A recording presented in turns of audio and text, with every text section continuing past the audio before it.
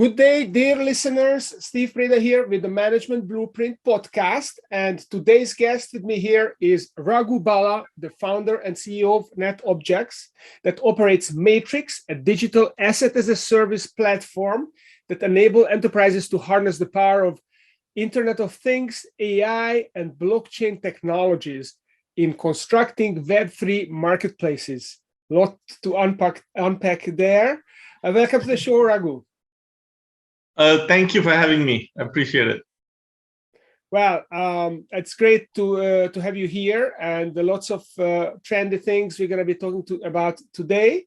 Sure. But let's start with your kind of origin story. How did the idea of creating a digital asset as a service business and going and becoming an entrepreneur come to you, and how do you get here?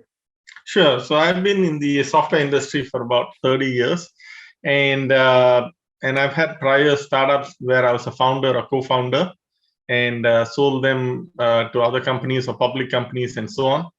And so this idea came to me about almost 9 years ago, and I literally incubated it out of my garage with a few other individuals initially. And we started off not as a digital asset as a service. I think every business kind of pivots along the way as changes come about. We started off as an IoT business, and IoT is Internet of Things for those who are not familiar with the term.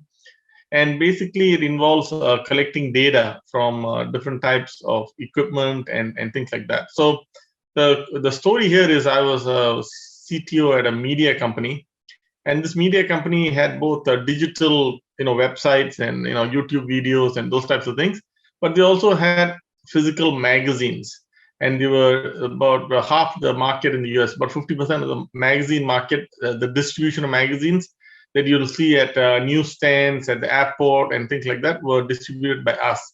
So if you go to, let's say, a Walmart or Walgreens, or when you go to the end cap, which is where you check out, you'll see those magazine racks. Most of them were ours. So I told the management the magazine business was actually struggling because people are starting to read more digitally than on print. And so I said, your magazine rack business, I can kind of turn it around and make it an intelligent rack, something called a smart rack.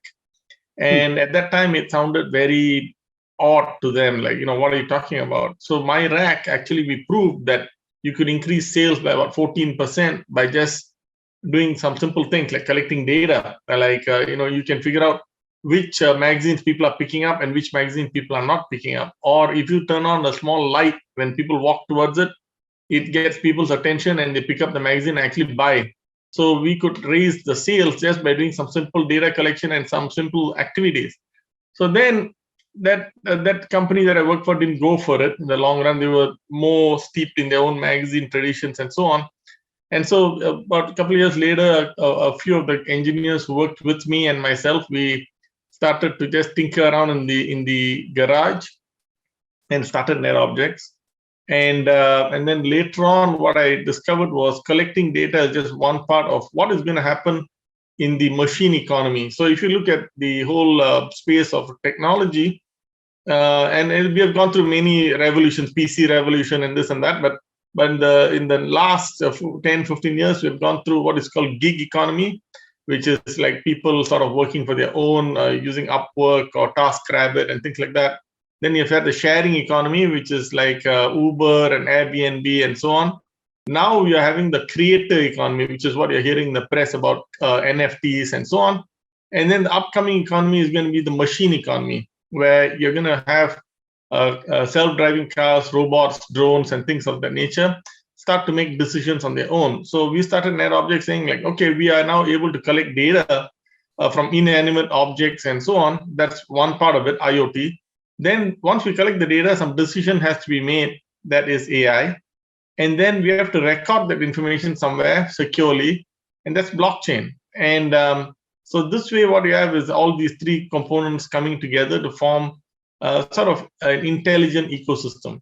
Simultaneously, so anyway, I'll stop there, but that's the sort of like origin of the idea, and that's how we have evolved it over this period of time. It's fascinating. So I love how you connected the Internet of Things, it's collecting data with the decision-making, AI, intelligent automation, and then storing the information in the blockchain, so it doesn't require human interaction. So what do you call this? I mean, you said ecosystem, but is there another way to call this, this combination of these ideas? Sure. So right now, the big catchphrase, like you said earlier on, is Web3. So in the Web2 world, if you look at the web itself, it's taken 3 iterations to get here. So the first iteration was getting people online, people getting email, websites, things of that nature. Then the second iteration was things like people getting mobile phones, smartphones, cloud, big data, and things of that nature. Now in Web3, what's happened is the world has evolved beyond these first 2 phases. And in the first 2 phases, what also happened, it kind of evolved into this, was some companies started to create a lot of market power because they started to collect a lot of data on all of us, Facebook, Google, Apple, and so on. And so the Web3 ecosystem or Web3 movement almost is very much against centralized data repositories and certain companies benefiting at the expense of consumers.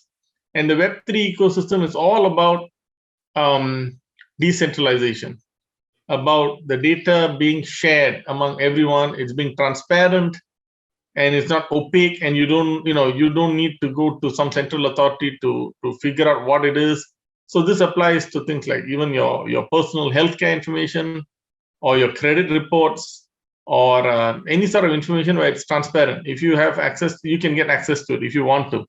And no one person controls it and can benefit at the expense of others. That's the whole thing. But this Web3 movement, a lot of it is blockchain based, but AI and IoT are good, what we call accompanying technologies for this, because IoT is a very good way of collecting data, and AI is very important to find anomalies, fraud, patterns in the data, and so on that might indicate something wrong. So AI is very good in that sense. And of course, there are many other uses for AI, like computer vision and robotics and things like that. But so AI is being employed in this way. So I would say a good catchphrase for all of this would be like Web3, short of some other phrase for now. So okay, that makes it much clearer for me. I mean, I watched some of the videos on your website, which was enlightening, but this is even better, and it's a very simple way of phrasing it. So what you're saying is that in the future, we could get to a point where our information is not going to be a free-for-all. We can control it. It's going to be in blockchains, and it's going to be secure. And AIs are going to be guarding the information so that people cannot steal it or cheat with it. Is this kind of the future? Yeah. So, that's not the scenario, obviously. It's more democratization of data, and you'll have different systems to monitor things and so on. But the thing is, the power is with all of us, as opposed to certain companies and organizations controlling things. A good example would be like like many people have encountered this, where their credit report might have some data, may not be 100% accurate. And unless you go to a credit bureau and you find out and you dig around and you call them 100 times and then they'll only change it then, and there's no incentive for them to change it. And who loses? You lose. Or your Carfax report. Carfax is a company. But if you had an accident or whatever and they recorded it wrongly, this happened to me. My wife had a fender bender, but they recorded the same fender bender twice. And so it counted as 2 accidents. I'm like, no, it's not 2 accidents. Someone hit us. We didn't hit anyone. Someone hit us. It happened once, and there's only one small scratch. It was nothing. But then it's like 2 accidents. It's like, that's not right. But there's no way to change it. Very hard to change these things. And that's because someone is controlling it, and it's very hard to convince that someone. Whereas if it's in the public domain, then you have some amount of power to say, hey, you know what, this is wrong. I'm going to flag it, and so on. And so it's like like what you try to get to, democratization of data is what we're talking about at the end of the day. Okay. All right. So it will not solve all our problems, but it's going to solve some of our problems. Sure. Got it. So we'll talk more about the whole idea of the Web3 and digital assets as a service and the business that you are in. Sure. But before we get there, I'd like to talk about your management blueprint. And we had a conversation before we came on the show, and you talked about the 4 different funding sources that you have experimented with. Sure. And you basically figured out, what are the pros and cons for each.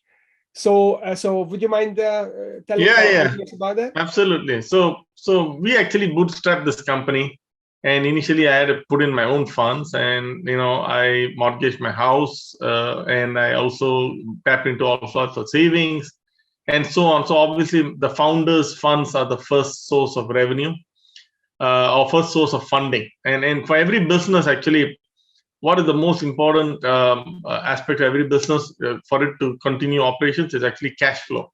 So my first source of cash flow is my own funds. Second source of cash flow, I went to get funding from investment sources. So investment sources, there are many today. Actually, due to crowdfunding and so on, we have many choices actually. So we actually tapped into Reg CF, which is a regulation crowdfunding. So you can get up to $1 million, and we have to run through various campaigns. We ran it twice. We got some funding, and then we also tapped into angels and friends and family and that type of funding in the investment. So I want to categorize it as your own funds. Now we are talking about investment funds. So investment fund has got Reg CF, friends and family, angels. We went through all of those, and we also got institutional capital in the investment bucket. And all of these have got the negative of they take equity. So nobody's going to give you funds as an investment without taking equity. So you give up equity. The third is loans. So loans, again, there are many types of loans these days. You can have, you've got SBA loans, government loans, and those types of loans, which are long-term loans. You also have very short-term loans, which are revenue-based financing, which is against your revenues. Short-term loans, they tend to be quite high interest and not advisable a lot of times. But we had some very rough patches where we even went down to taking those types of loans. And but the benefit of loans is that you don't give up equity. You pay them off as long as the interest rate is something you can kind of like deal with. Then once it's paid, they are gone, and so they serve their purpose, and they don't own a part of you. And the fourth type of funding, the best type of funding that everyone wants, is sales. Other people, your customers' money, that's the best. But in there lies one funny thing that everyone needs to be aware of. It depends on when the customer pays. So you can record in your accounting software that, hey, I've got sales, sales. But if the sales is cash based, that's great. It converts into cash flow immediately. But if the sale is accounts receivable, and this company will pay you 30, 60, 90, 180 days, now you have to float your company for those that length of time while the money is coming. So sometimes you can have a lot of AR, but not a lot of cash flow. So you could be in trouble even with sales. I just want to warn people that sales does not equate to cash. So it's a kind of a mirage sometimes. So you have to be careful. And so and sometimes there have been cases where someone owed my company money and they went bankrupt. So what? It's just an AR in my book. I never collected on it. It's gone. We rendered the services and nothing happened. So those are all the gotchas with sales. But if you can convert it to cash, it's the best sort of thing, because you don't give up equity, you don't pay interest, so it's better than loan or investment, right? So it's good. Yeah, no, I agree. I had a client 15 years ago who ran a contract research organization. It was basically drug research, new drugs that will come to the market. They were testing it. They were, phase 1, phase 2, phase 3 human testing. And the beauty of the business was that their clients paid upfront. They were big pharmaceutical companies. They paid them up front so they could grow like nobody's business. They didn't have any capital constraints. And as long as they delivered the services, then they were fine. And he scaled this company really rapidly. Within 4 or 5 years, became market leader, and he then flipped it, sold it to an Italian consolidator. And that was the perfect business because there was basically no inventory. There was no receivables. So no working capital had to be tied down, and it was mainly services. They used the facilities of hospitals, so there was no capital equipment that they had to purchase. Perfect kind of business, and that's But on the other hand, I had another client who were in the construction business, and they were growing fast, but their customers were the insurance companies, and they would not pay them until 60 to 90 days. And they basically ran out of cash, and then they went into a credit line, and then the bank said, we cannot lend you any more money. And the only solution for them was to downsize the business and basically collect the cash and then just run, grow the business to the extent that they could internally finance it, which was a major constraint. So let's talk a little bit about the equity, because obviously own resources, we all know that if you have money, we can put it in the business, and obviously family, you don't want to disappoint your family members, but it is what it is. But the equity, I mean, there are so many different types of equity, and we touched upon crowdfunding. You mentioned about the reg, is it CF? And that is Reg A, B, C, D, and then the CF, which is crowdfunding. Okay, that's crowdfunding. Okay, so so tell me a little bit about this crowdfunding, because it's a little bit of a mystical thing. People go out and they say, "Hey, this is a new product. We have this new watch, and you're gonna give us this kind of money. You're gonna get the newest watch, and this and that." It sounds like pre-sale of product. But then in other cases, you can get a course funded where people don't get anything else than the feeling that they funded you. So how does this whole crowdfunding? So I'll tell you. Yeah, good question. So there are two types of crowdfunding. One is product crowdfunding, which is what you're talking about, like a watch or some sort of gadget that you buy. And basically, that is sites like Kickstarter and Indiegogo and so on. And what they do is, if you want to manufacture a product and you just 3D printed one sample just to show people, okay, this is roughly what it does. And then you really need funds for manufacturing, tooling, scale, all the machinery, all of the materials. And that might take, probably 6 digits to get going. In any sort of small size manufacturing takes about a few $100,000 usually. So now, you want to do that, what you can do is you can go to these Indiegogo or Kickstarter and try to run a campaign, and basically customers prepay for that gadget, and you use that to manufacture, and then you give them the product at the end of the cycle. Now, the benefit of that is the people crowdfunding are not taking equity, and they are not taking they're not charging you interest. So it's an interest-free cash resource if you have a nice product. So it's a very interesting form of funding. Now the risk is on the consumer side, because I don't know what percentage of companies never manufacture the product at all. Maybe they tried, they failed, whatever. I don't know the statistics there, but it's an interesting concept if you want to launch a new physical product, especially. It's not that good for services. It's mainly for products. Mm-hmm. Now, the equity crowdfunding is the second type of crowdfunding. The equity crowdfunding, basically, you are giving up equity. You're telling people, small investors, you can come in. And this includes accredited and non-accredited investors. So you can come in and you can invest as low as usually $250 or something like that, up to $2,000, $5,000, and so on. You can set the limits on the floor and the ceiling, but typically that's what you're doing. Now, this has got a pro and a con. It's okay if you are trying to run a small business, but if in the later rounds of your funding, if you want to go and do a Series A or institutional capital, now your cap table is kind of messed up because you have a lot of small guys at 250, 500,000, 2,000 and things like that the institutional capital guys generally don't like to see. So that's the downside. Just be aware of that. So if you don't want, and nowadays they say you can group it, but still the lawyers that I've dealt with, they always don't like a lot of small investors.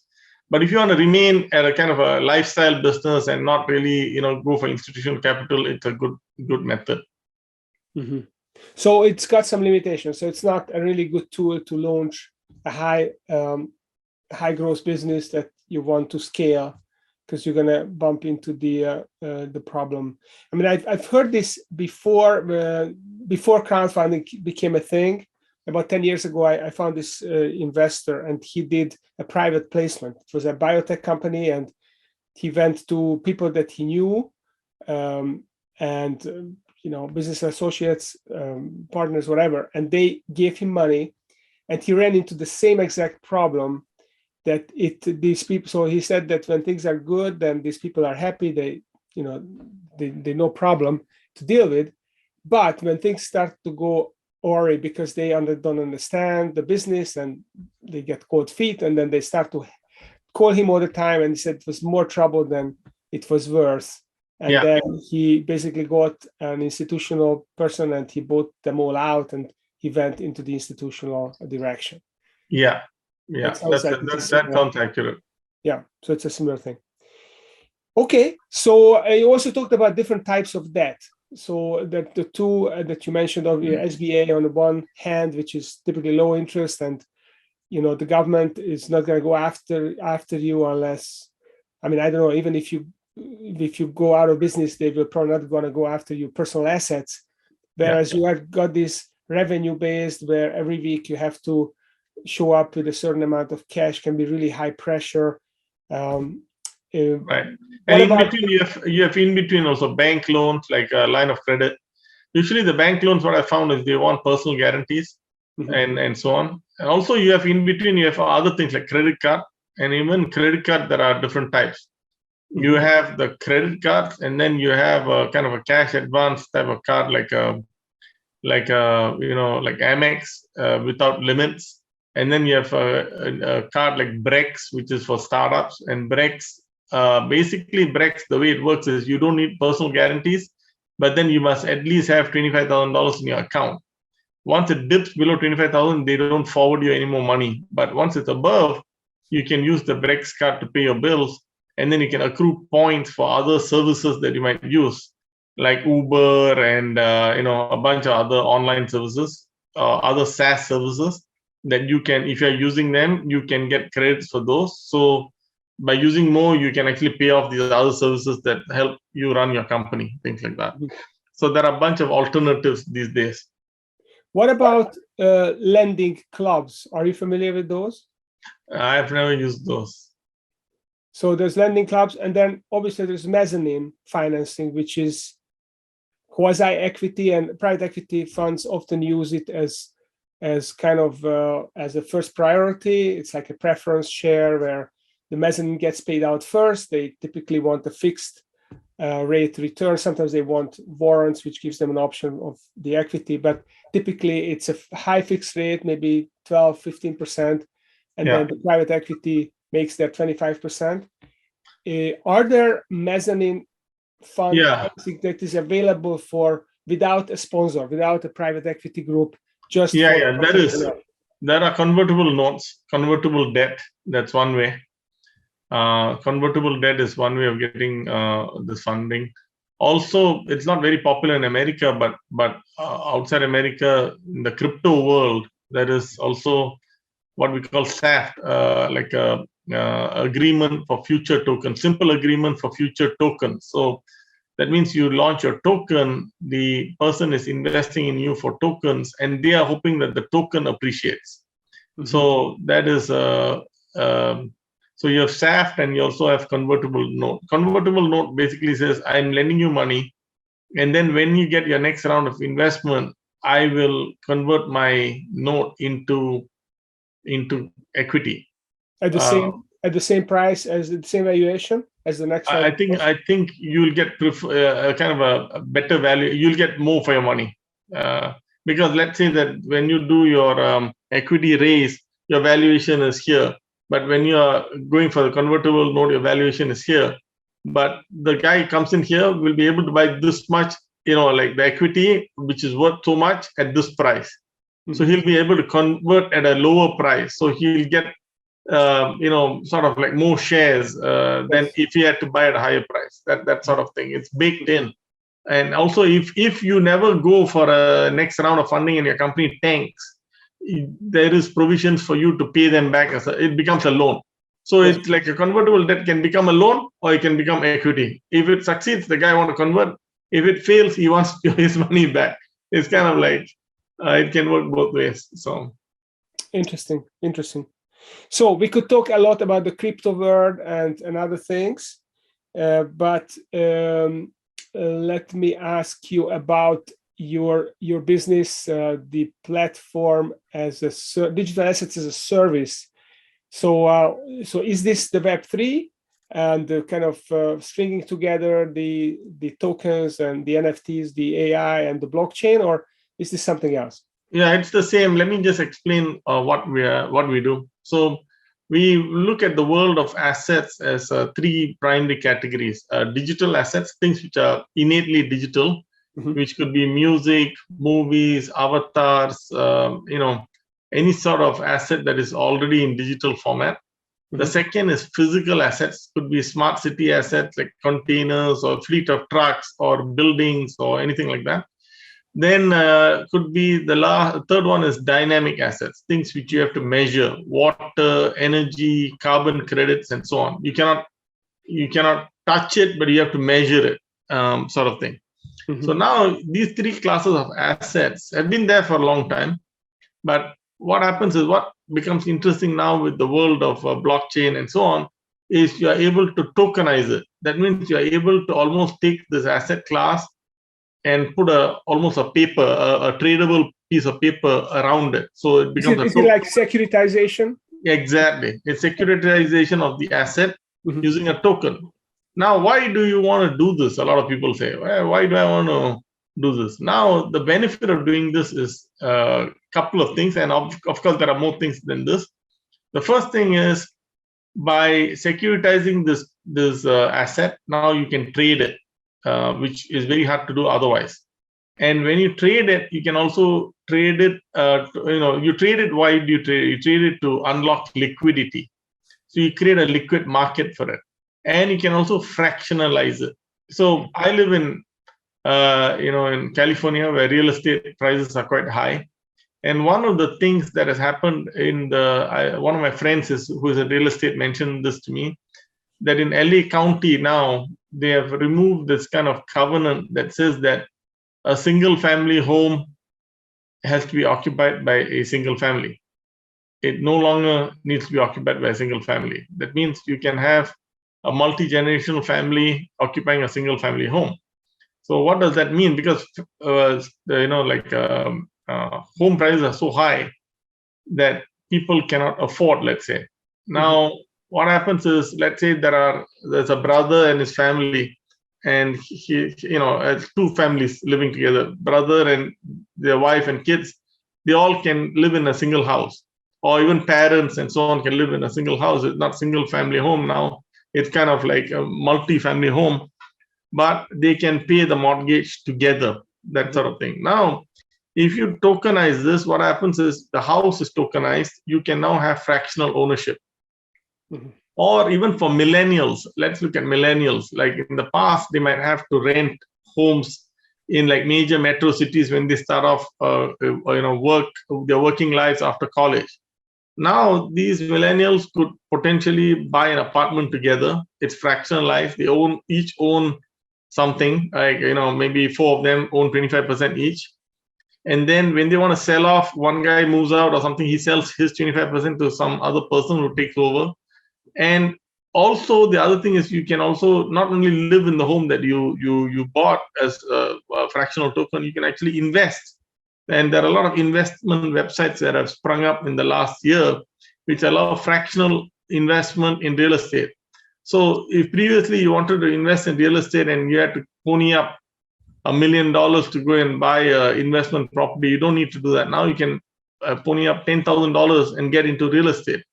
And it's almost like a REIT, like in the stock market, there are REITs which do this. This is a more informal form of REIT.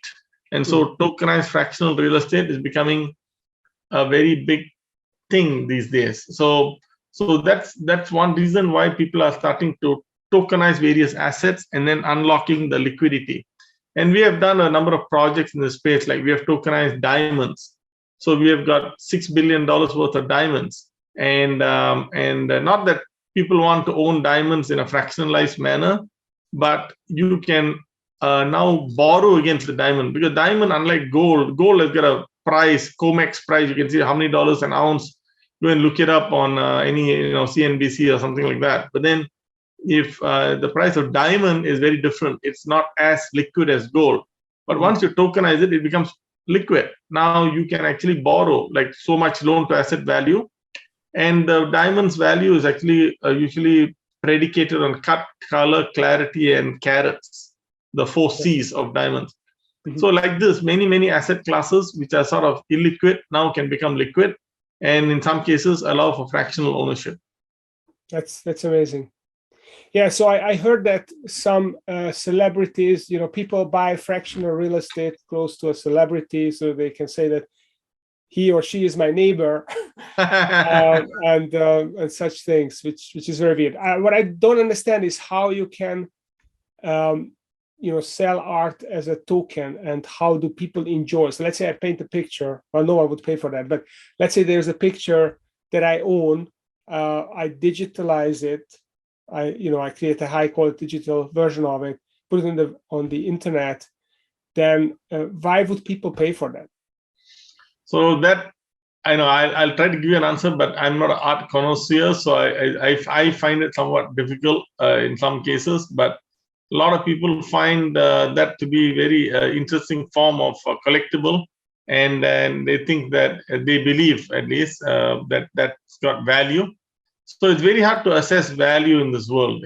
One man's trash is another man's treasure, sort of thing. But people feel that digital art is as good as the painted works, and you could draw it on Photoshop. You don't even need to be painted on a canvas. And they think and these artists are now the new like the Van Goghs of this era. Okay, so they think that this is unique, this is different, and it garners so much value, and that value is captured via an NFT. And for people who are of a certain age or generation, we might roll our eyes and think like, what the heck is this? But other people feel otherwise. But the same thing has happened to us many times before, actually, on many occasions, and we don't. Maybe we have to remember. So when websites and internet came about, domains were available. A lot of domains were available, and people didn't invest in domains. I know some people made a killing in domains, but a lot of people thought, what the heck? I don't need to. What is a domain? What's the big deal? And then later on, there was a land grab for domains, and then it became like, wow, this is very valuable to have this, because I can build a business, or some other brand would want it, or whatever it is. So the same way, we sometimes we don't see the value initially, and then later on we realize, oh boy. I'll give you a simple example, and something that I went out of character and did myself. So some of you might have heard of metaverse. So metaverse is this virtual real estate that's out there. And there are a couple of sites like Decentraland and Sandbox, and there are a few others that are coming up. And so on Decentraland, a plot of land costs a certain amount of money. So I bought 2 plots of land for like $15,000, and for my company, and all my workers said, "You're crazy. What did you spend your money on? Like, this is nuts. This is just virtual real estate." And I said, well, that's what you think, but I look at it like the same domain type of thing. This virtual real estate is scarce, and sooner or later it will run out, and so everyone will be after it. So within 3 months, that virtual real estate appreciated 600%. because it's running out of space. So we probably don't have time for this on this podcast, but I'd be curious how can you run out of virtual real estate? Can you not create it at will? At least they purposely make it scarce. They don't make it. Okay. They purposely, like even Bitcoin has got a maximum number of Bitcoins that can be minted, like 21,000. So it's the same principle as the Bitcoin. Okay. Yeah. So one more thing I want to ask before we wrap this up, because we come to the end, towards the end of the time here. You wrote a short blog note the other day about the Russian war in Ukraine, and you said that it could create a technology breakthrough in the crypto world. Would you elaborate on that? Sure. So if you look at the banking system as such, they use currently, all the banks are connected with other banks, both locally and overseas, using certain mechanisms. Like within America, for example, you use the ACH system to transfer money from one bank to another. But when you cross borders, use SWIFT. So SWIFT is one of the networks that all the banks are connected to. Now, what they're saying is Russian and Ukrainian banks are going to be off of SWIFT. So once they're off of SWIFT, what happens is they are no longer connected to the rest of the world. So how do you move money? And this is already happening right now. Where I read some articles and so on, where people are moving money through crypto networks, which are kind of an alternate path to SWIFT. And what happens is, if people start to use this alternate path and find that it's efficient and it does the job, what happens in the long run is they'll say, well, I can live off the banking grid. I don't need the banks. I might as well I get used to this other thing and it's good enough. Why do I need the bank? So that's why I said that this could be a watershed moment where people, when they are deprived of something, they find another way and they say they get used to it. And so that might make this first way obsolete. Especially the second way is more efficient, faster, cheaper, and so on. Then they will just say, you know what, I don't need to go back to this. What makes me want to go back to this? So yes, the banks have to be very careful, because by doing whatever that they're doing, they might actually have a backlash. Play into the hands of the competition. They are having the competitors get off the ground. Yes, and then they gain momentum, and they're going to be too fast to catch anymore. That's right. That's exactly right. Interesting. That's interesting. Well, Raghu, listen, there's a lot in there, a very interesting topic, maybe a little bit tangential to our topic here, the management blueprints, but definitely the 4 ways of raising money is an excellent blueprint for people. And we dipped a little bit deeper into the kind of debts that you can borrow, the kind of equity that you can raise, and also to be very careful with using revenue, because if you run up a bunch of receivables, then you could lose the money on the flip side that you gain by raising your revenue. So thank you, Raghu, for sharing all that. So sure. If people would like to connect with you, where can they find you? How can they reach you? Sure. How can they learn about NetObjex and your services? The best is, for company, the website is there, www.netobjex.com, netobjex.com. For me personally, I welcome people to connect with me on LinkedIn. I'm quite active there, and that'll be the best way to get in touch. Okay, well, definitely check out NetObjex. It's a really good site, and there are some excellent explainer videos, short ones, which tell you about the different kind of Web3 services, very highly educational. I definitely recommend. So NetObjex with an X at the end. And Raghu Bala, you can find him on LinkedIn, and please reach out to him if you need further information. Raghu, enjoy talking to you. Thanks for coming on the show. And for those of you listening, if you enjoyed the show, please don't forget to rate and review us on Apple Podcast and subscribe on YouTube. And stay tuned. Next week, we'll have another exciting entrepreneur coming to the show. Have a great day. Thank you.